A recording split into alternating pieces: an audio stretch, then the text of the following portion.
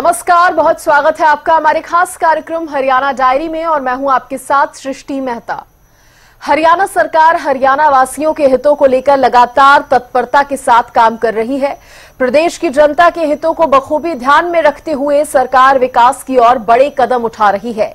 हाल ही में हुई कैबिनेट बैठक में सरकार ने कई बड़े फैसले लिए हैं जो कच्चे कर्मचारियों और किसानों के लिए लाभदायक सिद्ध होने वाले हैं। देखिए।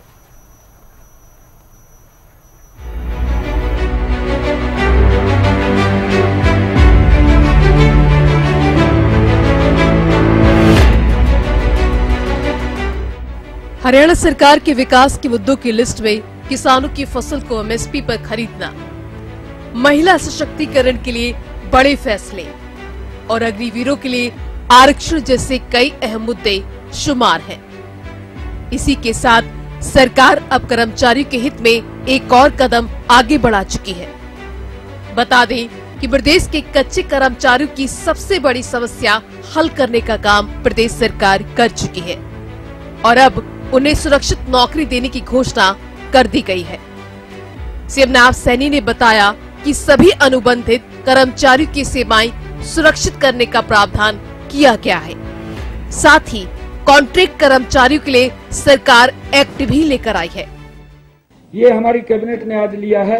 कर्मचारियों के हित में उनको सुरक्षित करने के लिए मंत्रिमंडल ने ये ऐतिहासिक फैसला आज लिया है कि मंत्रिमंडल के अनुबंधित जो हमारे कर्मचारी थे उनकी सेवाओं को सेवानिवृत्ति की तिथि तक सुरक्षित रखने की गारंटी देने का निर्णय ये और उन्हें अधिक सुविधाएं देने का निर्णय आज एक अध्यादेश के माध्यम से, एक्ट के माध्यम से। नहीं तो मैं देखता था पूर्व की सरकारें खाली एक पर्ची के ऊपर लिख देती थी और वो कोर्ट में फंस जाते थे, जाकर के कोर्ट में घूमते रहते थे, उनको लाभ नहीं मिलता था।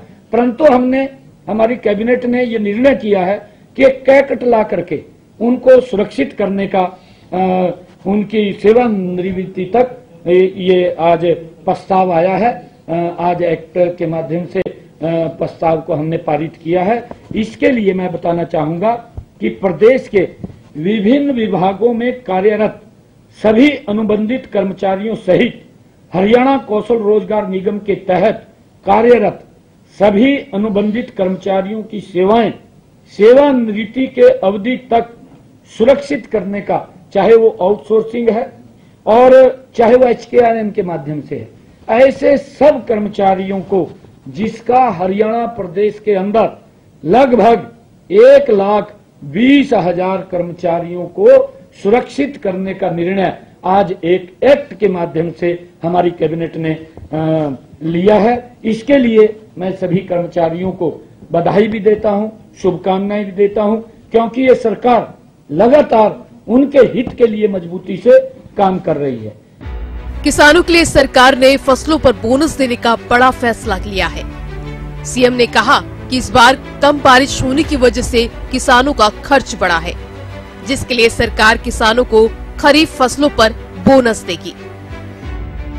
ये निर्णय लिया है कि मई, जून और जुलाई में लगातार हरियाणा के हर जिले में पिछले वर्षों की तुलना में इस वर्ष कम बारिश हुई है और कम बारिश के कारण क्योंकि मेरे किसान का खर्चा ज्यादा होता है और खर्चा ज्यादा होता है, हमने जब पिछला मैं रिकॉर्ड देख रहा था कि पिछले वर्ष इसी महीने में 18.6, 86.6 और 265 मिलीमीटर बारिश हुई थी।